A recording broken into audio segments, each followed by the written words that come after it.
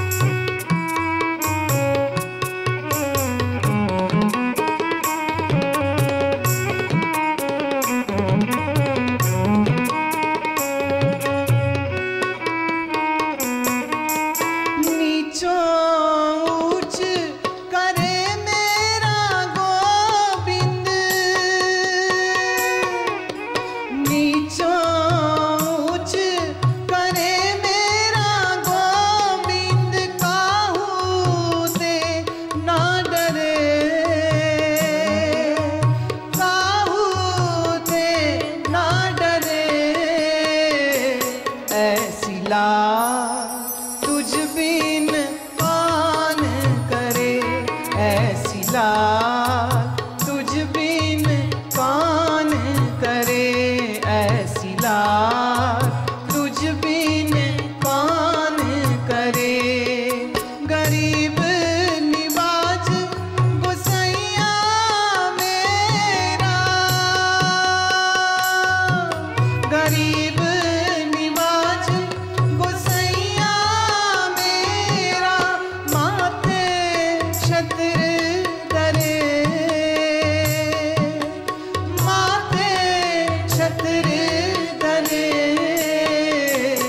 ऐसी लाल तुझ बिन कौन करे, ऐसी लाल तुझ बिन कौन करे।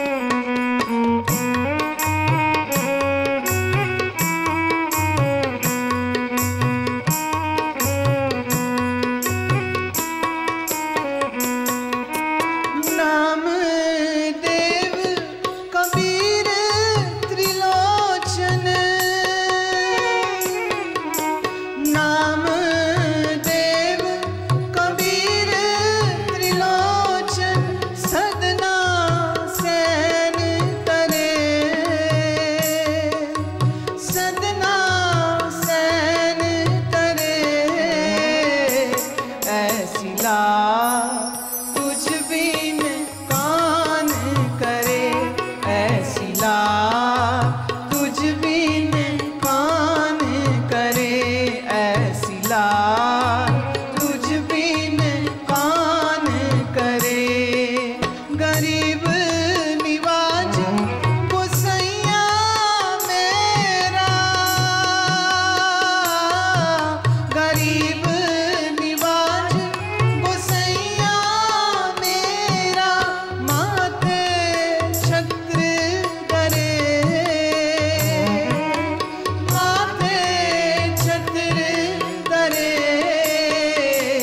ऐसी लाल तुझ बिन कौन करे, ऐसी लाल तुझ बिन कौन करे।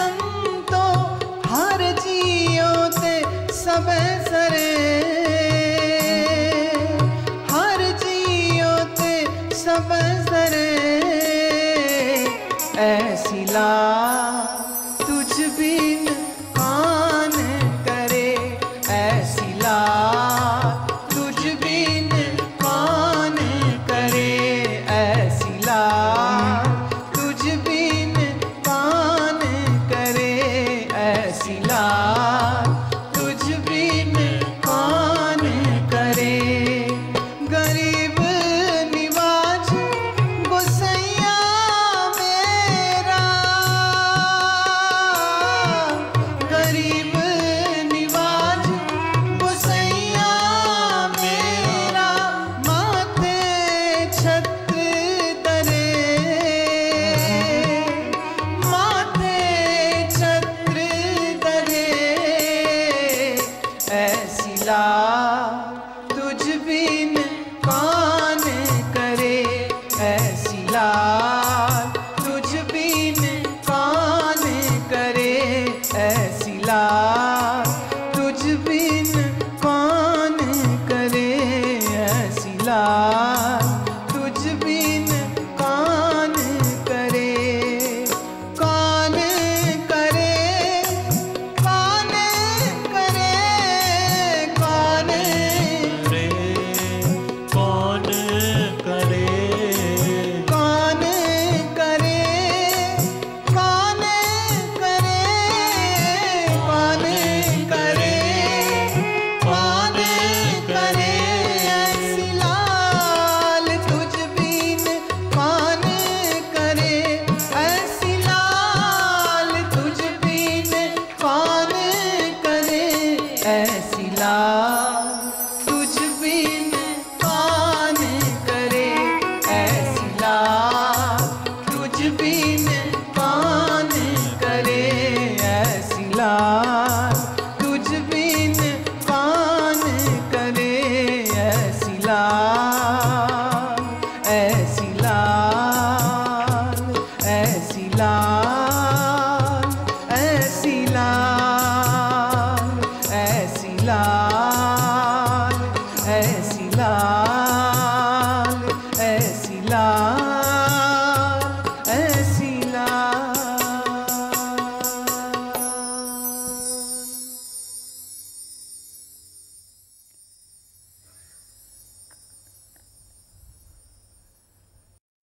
अनंत भक्ति भाव में डूबकर रविदास जी कह रहे हैं, ऐ मेरे लाल, जैसे कोई अपने पुत्र को कहता हो, जैसे कोई अपने सबसे कीमती धन पदार्थ माणिक के लाल को कहता हो, ऐसी लाल तुझ बिन कौन करे, तेरे बगैर और कौन यह कर सकता है कि एक गरीब को तू अपनी कृपा दे, निवाज दे और उसके माथे पर तू शहंशाह वाला छत्र सजा दे।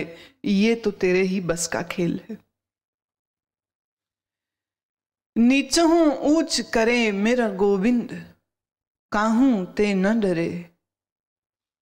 तू मेरे जैसे नीचों को ऐसी ऊंच पदवी पर बैठा दिया है और बैठा सकता है तू किसी को भी, बशर्ते वह अपने आप के भीतर की कमियों को, अवगुणों को जानता हो और सच्चाई से इस बात को कबूल भी करता हो कि मैं नीच हूं, जिसको ऊंचे होने का मान है, दंभ है, ऐसे असुरों के लिए भगवान के घर में कृपा का एक छींटा भी नहीं मिलता है। पर जिसने अपने भीतर ये जाना कि मेरे में तो कमियां हैं, इतनी कमियां कि मैं अपने आप को नीच जानता हूं, नीचा है ऊंच करे मेरा गोविंद। जो नीचा है उसको तो ऊंचा गोविंद कर देगा, पर जो पहले से ही अपने आप को ऊंचा मान रहा है उसको तो भगवान नीचे ही कर सकता है, क्योंकि और ऊपर कहां लेके जाएगा। घमंड की डिग्री जिसकी बढ़ चुकी है इतनी, उसको तो चकनाचूर होना ही पड़ेगा, धरती की धूल को चाटना ही पड़ेगा, और अपने इस गर्व भरे मस्तक को वो खुद तो ना झुका पाएगा, लेकिन प्रभु जरूर झुका देते हैं। रैदास जी कह रहे हैं, पर मैं तो अपने आप को कहीं से भी श्रेष्ठ नहीं जानता हूं। समाज मेरे माता पिता को गरीब जानता है, समाज मेरे माता पिता को नीच जाति का मानता है, चमार जानता है, शूद्र जानता है। हमारे घर का तो कोई पानी भी नहीं पीता है, हमारे घर के आगे से तो कोई गुजरता भी नहीं है, और समाज ने जिन लोगों को ऊंचा दर्जा दिया है, ऐसे लोगों के गली मकान मोहल्ले के सामने से भी हमें गुजरने की इजाजत नहीं होती है। लंबे समय तक भारत में शूद्रों को नीच जाना गया, बिना इस बात का अर्थ जाने कि शूद्र का अर्थ होता है जिसको दूसरे की सेवा करने में आनंद होता है। इस गहन भाव को समझे बिना गरीब, अशिक्षित, आर्थिक दृष्टि से कमजोर लोगों को शूद्र कहकर, नीच कहकर जन्मजात उनसे द्वेष, घृणा और वैमनस्य का रिश्ता रखा जाता था, और हर शूद्र को यह आदेश होता था कि जब भी वो अपने घर से बाहर निकले तो अपनी कमर में वो किसी पेड़ की, और विशेषतः नीम के पेड़ की डाली को बांधे कि जहां जहां उसके पैर पड़ेंगे पीछे से वो नीम की डाली उसको शुद्धिकरण करती चली जाएगी। माने तेरा पैर भी अशुद्धकारी है, तेरा पैर अशुभ है, तो हमारे गांव में तू पैर रखे ऐसी तो इजाजत हम देंगे नहीं, पर फिर भी हमारे घर का गंदगी उठाने को, हमारे घर की मिनियल जॉब्स करने को जब जब तू आए तो अपनी पीठ के साथ, कमर के साथ बांध कर उस वृक्ष की डाली को जाए, ताकि जहां जहां तेरे पैर पड़े वहां वहां वह शुद्धिकरण की प्रक्रिया हो। इससे ज्यादा अपमान कहां, किसका, कब हुआ है। और रैदास ऐसे ही एक परिवार में जन्मे थे जिस परिवार को शूद्र होने का, चमार होने का लेबल दिया गया था, और उसी रैदास के ऊपर स्वामी रामानंद ने कृपा करके वेदांत, ज्ञान, योग, भक्ति का वो पाठ पढ़ाया कि रैदास जी को पूजने के लिए बनारस का महाराजा स्वयं आके उनके चरणों में उपस्थित होता था। और रैदास की महिमा कबीर साहब निरंतर गाते, पर चूंकि कबीर को भी जाति का मान के, शूद्र जान के, एक कपड़ा बेचने बुनने वाले का व्यवसाय करने वाला नीच जाने, तो ऐसे आदमी की उपमा का क्या कहना। पर यही रैदास का जब गुणगान उनके गुरु स्वामी रामानंद करते तो बनारस के लोग जरूर एक बार हैरान होते कि अरे, स्वामी रामानंद जैसा रामानुजाचार्य की परंपरा से जुड़ा हुआ महात्मा, विद्वान, एक रैदास की तारीफ करता है। लेकिन उस दिन बात और भी स्पष्ट हो गई जब काशी नरेश की पत्नी ने आकर के रैदास जी की पूजन किया, और फिर उसके बाद जब मीराबाई जो कि चित्तौड़ की महारानी थी, घर त्याग के बाद वह भी रैदास के ही पास पहुंची और उनके शिष्यत्व को ग्रहण किया। रैदास मीरा के गुरु हैं, मीरा के ज्ञान गुरु हैं, और जब मीरा का इनके पास आना हुआ तो पूरा समाज एक बार हिल गया कि पहले तो लगा था कि काशी नरेश शायद मंदबुद्धि है, कि किसी भाव में बह गया है, कि स्वामी रामानंद की तारीफ के कारण वो रैदास को श्रेष्ठ मानने लग गया है। पर दूर राजस्थान से आई मीरा का आदर सत्कार श्रद्धा जो रैदास के प्रति देखा तो लोग कहने लगे अरे ऐसा कैसे हो गया। और रैदास भी हैरान होते हैं। वो कहते हैं ये कार्य तो मेरे गोविंद का है, ये उसी की महिमा है, ये उसी की लीला है कि जिसको पूरे समाज ने तिरस्कृत किया, घृणा का पात्र समझा, अपमान दिया, गालियां दी, जिसके लिए किसी भी मकान के दरवाजे कभी खुलते नहीं थे, आज उस रैदास को मेरे गोविंद ने कैसी ऊंची पदवी दे दी, ब्रह्मवेत्ता ब्रह्मज्ञानी की पदवी दे दी। रैदास अपने इस जीवन के अनुभव की पुष्टि दूसरे महात्माओं का नाम ले लेकर वर्णित और प्रमाणित करते हैं कि मेरी ही तरह नामदेव भी एक धोबी के घर में पैदा हुए थे, कबीर भी एक गरीब घर में पैदा हुए थे, त्रिलोचन भी एक गरीब घर में पैदा हुए थे, और सदना भगत तो पेशे से कसाई थे, मांस काट के बेचने वालों में से थे। फिर जब बाद में उनके गुरु का आशीर्वाद और जीवन के लिए दिशा मिली तो फिर उन्होंने यह जाना कि ये कार्य तो कहीं से भी उचित नहीं है। पर जिस घर में वो पैदा हुए वहां तो मांस काट के पशु को मार के बेचा जाता था। तो नामदेव, कबीर, त्रिलोचन, सदना और सैन भगत जी एक हुए हैं, वो नाई का काम करते थे, नाई थे। सैन जी के बारे में एक छोटी सी कथा जो बड़ी प्रसिद्ध कही गई, कहते हैं ये राजा की दाढ़ी बनाते थे। एक दिन सैन जी ध्यानस्थ ऐसे हुए कि उनकी ध्यान का उत्थान नहीं हुआ, ध्यान से वो बाहर नहीं आए, और कथा कहती है उधर राजा की दाढ़ी बनाने भी जाना जरूरी था, और दाढ़ी बनाने का विशेष आदेश राजा ने उस दिन के लिए इसलिए भी दिया था कि राजकीय एक उत्सव था और राजा को निश्चित ही है अपने आप से बहुत सुंदर होकर जाना है, और नाई का काम यही है, दाढ़ी बनाए, बाल काटे, उसकी मसाज करे, उसको तैयार होने में मदद दे। और यहाँ सैन जी जो हैं वो तो लीन हो गए। कहते हैं जाने कौन सैन का रूप बना के आया और राजा की जो ड्यूटी थी वो पूरी ड्यूटी निभाई। और राजा सोचे और पूछे, सैन तू रोज आता है पर आज तेरे हाथों में कुछ और ही बात है, आज तू मुझे छूता है तो मेरे पूरे बदन में कुछ ठंडी ठंडी लहरें आती हैं, तू आज क्या कर रहा है। और ये जो आज सैन आए थे वो मुस्कुरा के कहते हैं, ये जो तेल में लाया हूं ना, इस तेल में कुछ औषधियां हैं, जिन औषधियों के कारण आपको इतना अच्छा अनुभव हो रहा है। और इधर सैन की जब आंख खुली तो देखा शाम हो चली। अरे सुबह से लेकर शाम तक बैठे रह गए, प्रभु का धन्यवाद दिया। और फिर याद आया आज तो राजा की ड्यूटी नहीं मैं दे पाया, आज तो पता नहीं मेरी क्या दुर्दशा होने वाली है।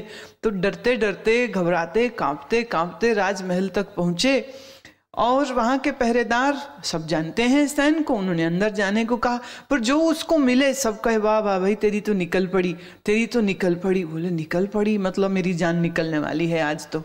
और वो सोचे ये सब मेरे दुश्मन हैं, खुश हो रहे हैं कि आज मुझे दंड मिलेगा। भीतर पहुंचा तो राजा कहते हैं आओ आओ सैन, तुम अपना इनाम तो यहीं छोड़ गए जो तुम्हें मैंने सुबह दिया था। अब सैन को तो समझ न लगे ये कह क्या रहे हैं, ये बोल क्या रहे हैं, उसका तो साहस भी नहीं हो रहा है कुछ कहने का। ऊपर से जब यह बात सुनी तो हतप्रभ रह गए। और राजा कहते हैं वो देख अभी भी कोने में पड़ा हुआ है तेरा सामान, उठा। और वो सैन जी बेचारे हुक्म दूली कैसे करें, वो गए जाके, जब वो थैले तो इतने भारी भारी थैले हैं, तो राजा साहब कहते भाई गिनना है तो गिन ले, हमने तेरे को 1000 सोने की मुद्राएं दी हैं, कम पड़े तो बोल, एक थैली और निकलवाऊं। अब सैन के तो समझ ना आई राजा की बात, भीतर से अंतः प्रेरणा हो गई कि आज तो कुछ और ही कार्य हो गया, मैं उसके काम में लगा हुआ था और कोई मेरा काम आकर के कर गया। राजा को वो सब भेंट वहीं उन्होंने वापस करी और कहा, राजन आज से मैं आपसे क्षमा याचक हूं, मेरे हाथ जुड़े, आज से मैं तेरी नौकरी नहीं करूंगा, आज से तो मैं उसकी नौकरी करूंगा जो अपने भक्त का कभी मान गिरने नहीं देता है, जो अपने संत को, अपने भक्त को, अपने प्यार करने वाले के लिए इतना कृपालु हो सकता है कि वो मेरी जगह में आके तेरी सेवा कर गया है। राजन तुझे नहीं पता आज तेरे पास कौन आया था। और रैदास जी कह रहे हैं कि नामदेव, कबीर, त्रिलोचन, सदना, सैन तरे, इन सब नीच घरों में रहने वाले अशिक्षित, जिनको समाज ने धिक्कारा था, दुत्कारा था, उनको तुमने संत होने की पदवी दी। और सबसे बड़ी बात है कि तुमने उनको अपने गले लगाया, तुमने उनको अंगीकार किया। कह रविदास, सुनो रे संतो, हर जियोते सबे सरे। मेरे हरजी से तो सब कुछ सरता है, उसके लिए कुछ भी मुश्किल नहीं, उसके लिए कोई बात कठिन नहीं है, उसके लिए कोई बात मुश्किल नहीं है, उसके लिए तो सब कुछ सहज होता है। और ये महिमा मेरे प्रभु की है, और वही ये काम कर सकता है कि गरीब के सर पर छत्र रख देता है, उसको वो शहंशाह बना देता है। ऐसी लाल तुझ बिन कौन करे, तेरे बगैर प्रभु इसको कोई नहीं कर सकता है। श्री कृष्ण भगवान कहीं ना कहीं से अनेक अनेक उपाय कर करके अर्जुन को इसी भाव, इसी समर्पण और इसी श्रद्धा की ओर धीरे धीरे ले जाते जा रहे हैं। और अर्जुन के लिए श्री कृष्ण ने कहा, अध्याय 18